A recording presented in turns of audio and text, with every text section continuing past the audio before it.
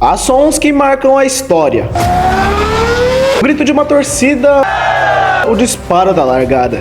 Mas para o Brasil, o som que unia o país era um motor acelerando. Um motor movido não apenas a combustível, mas por fé, paixão e coragem. Essa é a história de Ayrton Senna, o homem que entre vitórias e lágrimas mostrou que ser campeão é mais do que cruzar a linha de chegada. É nunca desistir, mesmo quando tudo parece impossível. Mas antes de começar esse vídeo, eu venho aqui pedir o seu like e a sua inscrição, porque isso é muito importante pro canal, mesmo que eu tenha ficado um tempinho sem postar. Mas deixa o seu like aí, se inscreve, ativa o sininho para receber as notificações de todos os vídeos novos que chegarem aí. E vamos lá para a história desse gênio da Fórmula 1. 21 de março de 1960. Nascia em São Paulo Ayrton Senna da Silva. Desde pequeno demonstrava uma obsessão, entender, dominar e sentir a velocidade. Seu pai, Milton, construiu um pequeno kart quando Ayrton tinha apenas 4 anos. E ali, na simplicidade de um quintal, nascia um dos maiores pilotos da história. Ayrton não era o mais falante, era introspectivo, observador, mas quando colocava o capacete era como se transformasse. O garoto tímido virava um guerreiro silencioso. Aos 13 anos, Senna começou a competir de verdade. No kart, aprendeu o que chamaria de sua escola de pureza do automobilismo. Ali não havia dinheiro, nem fama, apenas o talento e a coragem. Em cada curva ele buscava a perfeição, não para vencer dos outros, mas para vencer a si mesmo.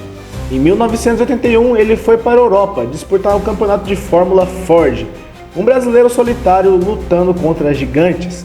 Em 1983, venceu o campeonato britânico de Fórmula 3, abrindo caminho para um sonho, a Fórmula 1. 1984, Senna estreia na equipe Toleman, pequena e sem tradição.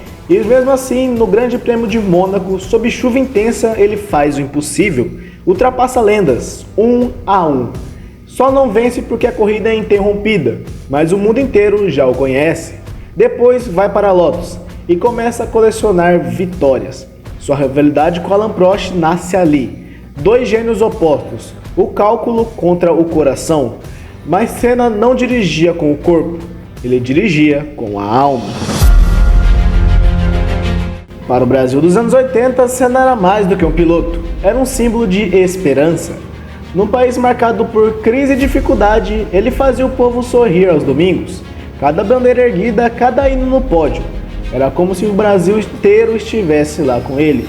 Em 1988, na McLaren, ele conquista o seu primeiro título mundial. Vai frear pela última vez para passar na chicane. O diretor de prova aguarda. O Brasil inteiro aguarda. Ayrton Senna, ergue o punho. Vibra, é a Brasil! Ayrton Senna, do Brasil!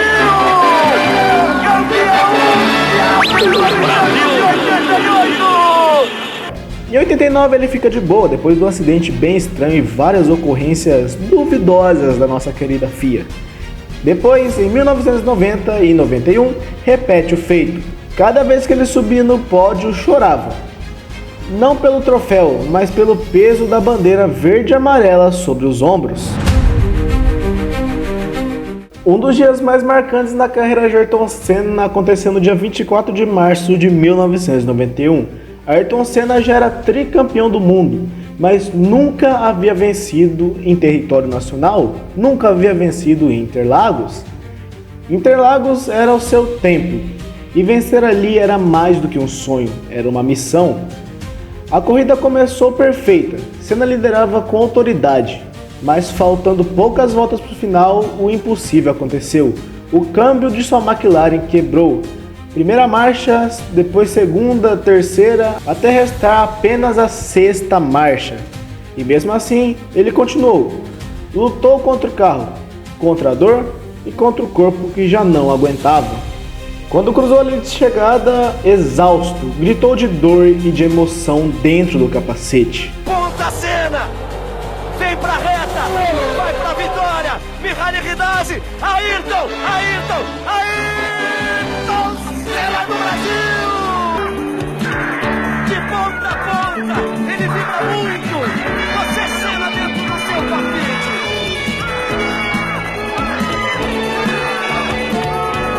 Subiu ao pódio, mal conseguiu levantar o troféu, tremendo, mas com o coração cheio.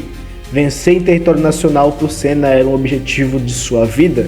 Para quem não sabe, na época, antes, o Brasil tinha duas pistas. Tinha a pista de Interlagos e a pista de Jacarepaguá, nome difícil, que ficava no Rio de Janeiro. E até o momento, Interlagos não era tão assim a capital. Corria em Jacarepaguá porque o nosso piloto Nelson Piquet era carioca e por isso tinha esse GP em Jacarepaguá. Mas depois ficou apenas Interlagos. Jacarepaguá, infelizmente, hoje em dia é uma pista praticamente abandonada. A Fórmula 1 não pisa lá há mais de décadas. Ao som do hino nacional, o Brasil inteiro chorou. Aquela não foi apenas uma vitória, foi o grito de um país inteiro. Foi o dia que o Brasil de Senna cruzaram juntos a linha da eternidade. 1º de maio de 1994, no Grande Prêmio de San Marino. O fim de semana já era trágico. O Rubens Barrichello, piloto brasileiro, havia se acidentado e Roland Ratzenberger, no outro dia, no sábado, havia morrido no treino. Senna estava abalado. Dizia que não estava com um bom pressentimento para a corrida, mas mesmo assim, no domingo, entrou no carro e foi correr. É bom também ressaltar que nessa época o Senna estava correndo pela Williams. Ele tinha saído na McLaren em 93 e agora em 94 ele estava correndo pela Williams. E nas duas primeiras corridas do ano, que foi o GP do Pacífico e o GP de Interlagos, ele não pontuou, porque o carro da Williams naquela temporada estava com muitos problemas.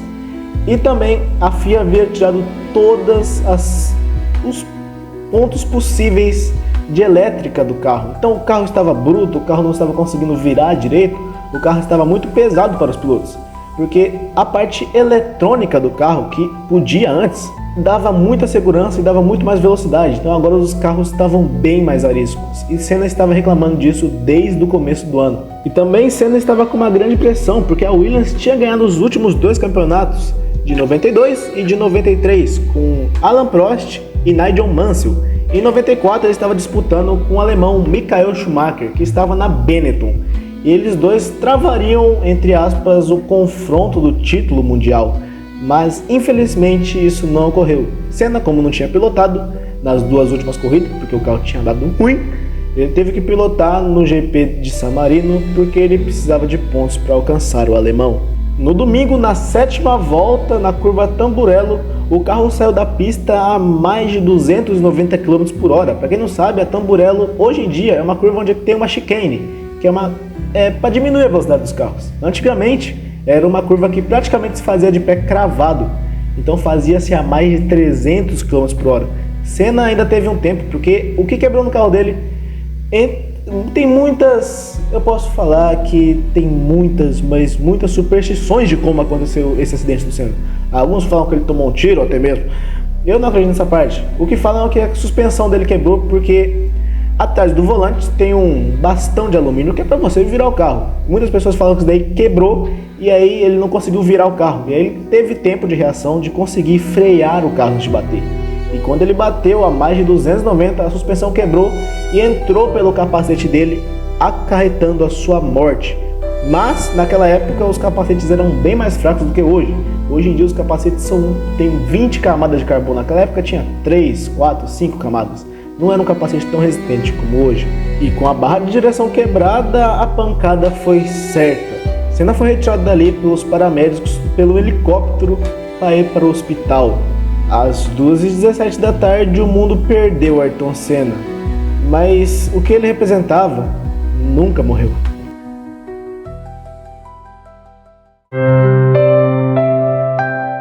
Milhões de pessoas choraram. O cortejo fúnebre parou o país. Crianças, idosos, policiais, pilotos, todos choravam juntos. O herói havia partido, mas naquele silêncio o Brasil percebeu algo. Ayrton Senna nunca foi só um piloto.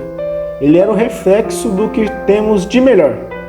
A fé, a garra, o amor por aquilo que fazemos. Isso forma um bom brasileiro. Hoje o Instituto Ayrton Senna ajuda milhões de crianças no Brasil, levando educação, oportunidades e esperança. Sua imagem ainda está nos capacetes, nas pistas, nas memórias. Você pode perguntar para as pessoas que viram Ayrton Senna, para sua mãe, para seus avós.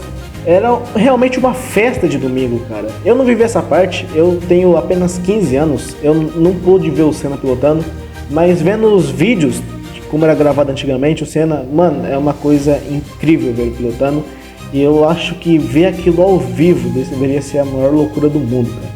Eu tô narrando esse vídeo e eu tô me arrepiando a cada segundo, porque narrar as histórias de um dos homens mais conhecidos do Brasil e talvez um dos mais conhecidos do mundo é muito impressionante, cara.